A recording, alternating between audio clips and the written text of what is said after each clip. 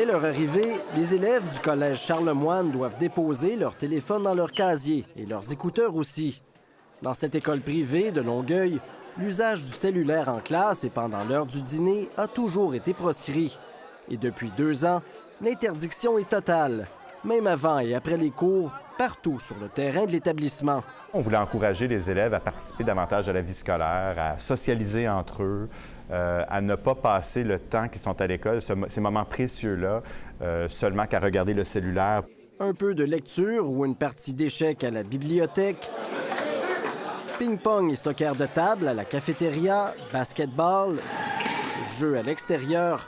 On incite les élèves à pratiquer une foule d'activités ou encore tout simplement à discuter. On a plein de jeux là, dans l'école, puis en dehors de l'école, pour jouer, puis pas être sur des écrans. Moi, je prends souvent le temps pour aller au gym ou sinon aller dehors quand il fait beau. Je peux quand même socialiser avec mes amis, les voir en vrai au lieu de les texter.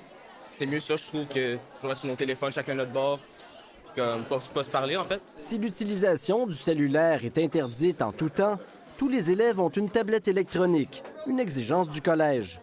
Et que quand tu cliques dessus, on va pouvoir se créer des machines qui vont générer des fonctions.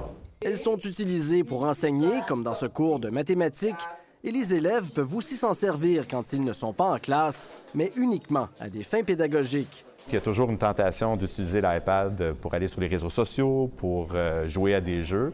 Puis nous, bien, dans l'environnement Wi-Fi du collège, on a des applications qui font en sorte qu'on bloque tout ça. Et l'enseignant en classe a aussi une application qui peut prendre contrôle des tablettes de l'élève, peut vérifier ce que l'élève fait sur la tablette. Même s'ils ont une tablette, certains élèves s'ennuient parfois de leur téléphone et des réseaux sociaux. Je pense que la pause et le midi, des fois, ce serait le fun qu'on ait accès au cellulaire. Parce que c'est cool des fois de pouvoir communiquer, juste de changer les idées. Ça peut être long quand on arrive de bonne heure le matin, parce qu'on n'a pas le droit, mais des fois, c'est sûr qu'on le prend. Dans l'ensemble, le collège Charlemagne estime que ses élèves se conforment bien à la règle, mais le personnel doit demeurer vigilant. Niveau secondaire 1, 2, ils respectent ça à 95-98 %. Ils mettent le cellulaire dans leur casier. Les secondaires 3, 4, 5, bien, ils ont les cellulaires dans leur poche. Quand je l'ai sur moi, je l'utilise pas. C'est juste, je sais pas, ça me réconforte un peu d'avoir, même si je l'utilise pas. Même s'il est interdit d'être en possession de son cellulaire, la pratique semble largement tolérée, à condition que les élèves n'y touchent pas. Première partie de cours, on va faire les notes de cours. Mais la tentation est parfois trop forte pour certains, même en plein cours, comme en témoigne cet enseignant.